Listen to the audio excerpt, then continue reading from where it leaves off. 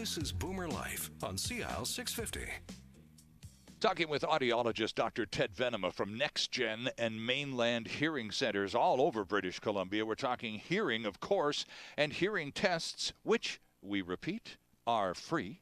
And Dr. Ted, when I had my hearing test, I was impressed with the patience that my audiologist demonstrated. He was very calm, very quiet, very efficient, professional man, Dr. Herman Lee, at the Mainland Hearing Center at Metrotown, the Crystal Mall, actually, on Kingsway.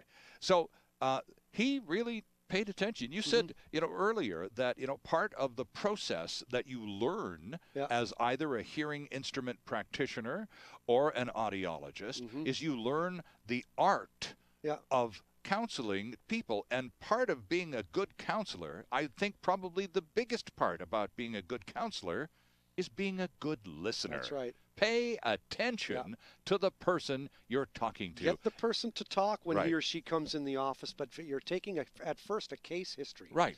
Our job is we're the gatekeepers. And our job, when someone walks off the street and complains about hearing loss, or at least is daring enough to address it, is to rule out, is there something medical? Right. Is it just simply due to age, or is it something that, your hearing loss might be due to some medical problem when you should see a doctor first? Right, and I think that's what it's for. And if I can stop you there for just briefly, if whatever your hearing issues are include pain of any kind, doctor, then you have a medical issue. You're not just dealing with hearing loss. No. Most old age hearing loss due to age has nothing medically wrong with the person. It's just presbycusis. Sounds like Presbyterian, Church of the Elders. Right. Presbycusis, hearing in the elders. Common is that's the most common cause of hearing loss. Okay. But, children, earaches. Sure. Okay.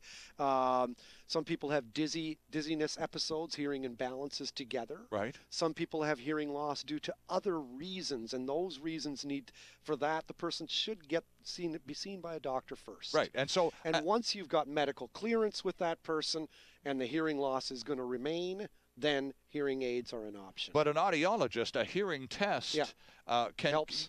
Discerns it. You can get that information. For example, if you had no idea that you have some medical complication, certainly a hearing test would turn that up. That's what we're trained to do. Then the recommendation from the hearing professional would be, you probably need to see a doctor. Sure. Go see a medical doctor. Yep. If I do a hearing test and it shows me a discrepancy in the way the person hears through the ear versus the way they hear through the bone of the skull, because we test both ways. That's right. And so when there's some discrepancy, or I do an eardrum test and the eardrum is just too stiff, there could be fluid behind it. Right. So you have to get these things ruled out. And for that, you go to your doctor, who refers you to an ear, nose, and throat specialist. Right. Okay. And that person is a surgeon. Okay. But for most of 95% of the public who's coming in, you're going to be seen by an audiologist or a hearing instrument practitioner, and both of those professionals are trained to A, test hearing, and B, prescribe and fit hearing aids. Right, and also, obviously, in the process of testing, recognize when there is the need to see another layer of healthcare practitioner. Absolutely. That's what the hearing test is for. Sure. It's to rule out any medical pathology, but also then to determine how you're going to tune and program the hearing aid. Right. Because hearing aids, as we've said earlier, take a prescription, just like glasses do. You can't borrow your neighbor's hearing aids. People just think hearing aids make sounds louder. Right. I can't wear your hearing aids, or you couldn't wear mine. It wouldn't sound right if we had hearing aids. It's just like, just lean over and borrow your wife's glasses while you're trying to drive down the highway here on your way home. Just give that 10 seconds and see how that one works out for you. So it's a hearing aid. It's exactly the same thing. It's a custom-made item. Yep, that's right. And the hearing instrument practitioner goes to school at one of 5 different programs in Canada. There's 2 in Quebec. Francophone programs. There's George Brown College in Toronto. Sure, yeah. There's the best program. Of course, it's the one that I started, Conestoga College in Kitchener. Okay. And there's Grant MacEwan College or University in Edmonton. They have a distance ed online program. I'm thinking of starting a program in Victoria. Oh, I see. I'm trying. Okay. Who knows? But at any rate, and an audiologist usually goes to a university. It might be Dalhousie in In Nova Halifax, Scotia. right, Might yeah. be University of Western Ontario in London, Ontario, or right here at UBC in Vancouver. Okay. They have a program as well. So there are 3 audiology and schools. there's University of Ottawa. Okay. And that's part French, part English, and Université de Montréal. Okay. That's a francophone program. So there are degree-granting institutions they and grant- more of them coming on stream all along with respect to audiology There's programs. 5 programs I can think of in Canada that offer the master's degree in audiology. Okay. And there's 5 colleges in Canada that offer the hearing instrument practitioner training. Okay. Both of those sets of people test hearing, both fit hearing aids. What makes them different? The audiologist can test infants and children, whereas the hearing instrument practitioner mainly sees adults. And you but talk- most are people with hearing loss are adults. That's right, of course. Yeah, right. So- And so you talked about, you described it as a gold, silver, bronze level of production and pricing yes, from the hearing in hearing aids. aids, yes. Yeah, because you don't. It's not required to buy the super duper No, 4 on the no. floor bucket seats People variety have if different you don't needs. need them. No, Right. if you want something that'll wake you up in the morning and make coffee for you, okay, buy the gold. You know. Right. But if you're just a person who lives in a van down by the river like me, I could probably do with a low or mid-range hearing aids because what the heck, you know, I just want to hear a bit better. It depends on how many bells and whistles you're looking for on a hearing aid. And they don't necessarily represent the kind of costs some people would imagine them to. Oh, I couldn't possibly afford hearing aids. Oh, no, I don't need to spend that kind of money. Well, first of all, it's not that kind of money, and guess what? Yes, you do, because you can't hear me. That's right. You know, I can hear you fine. You Yeah, can't hear a word know I'm it. saying. There's- So enough with that already. And a lot of company benefit plans Yes. have provisions for hearing aids. They do for glasses. They do They so, do. yeah. Some of them have for hearing aids. Yeah. I know that you've done seminars and discussion groups with WorkSafe BC, Yes, I have, yeah. and you're familiar with their practices. Yeah.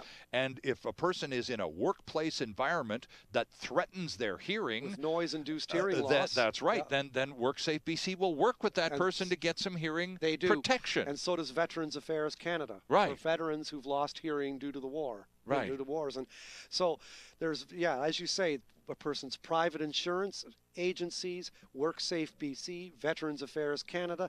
But BC as a province, unlike Alberta and Ontario, does not have a public purse that pays for hearing aids. Okay. But Ontario's or Alberta's only covers a fraction of the cost anyway, so it's not really much. But I guess the bottom line, though, is yes, there is a cost. there is a cost. But then consider the price you're paying. Like my friend that we talked about 45 minutes ago at the beginning of this program. Here's a man in his 70s who doesn't hear well at all, and who is so proud he won't wear a hearing aid, no matter how much benefit it may provide. He's just too proud. And so now he is isolated. He is literally cutting himself off Quality of life. from his friends, from his family, and he's just too proud to get a blinking hearing And yet aid. people will buy new cars or new whatever, what do you call it, leaf blowers or God knows what they want to buy. Right. And won't blink an eyelash about that. But when Right. it comes to communication and quality of life compromise, Right. people don't seem to address it. Right. And I just say, why not? The road isn't quite as steep as you think. Absolutely. We're here to walk the walk with you as well. And We that's don't just sell hearing aids. well, that's it, and that's the beauty of the program. Not only do you get the free hearing aid, but you don't. They just don't give you a thing in a box and say, "Have a nice life." No. You're a part of the organization. They know who you are. They spent some time in the first place getting a to lot know of time with you. and now you become a regular customer, Yeah. and your needs are addressed Constantly. before Yes. you shell out any dough. too. Exactly. Next Gen Hearing is NEXGEN Hearing.com.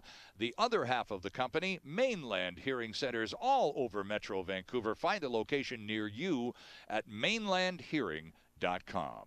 Dr. Ted Venema, always a pleasure. Lots of fun when you stop in. It's Hey. never boring. I like coming here. We'll see you Great. next time, right here on CIL 650's Boomer Life.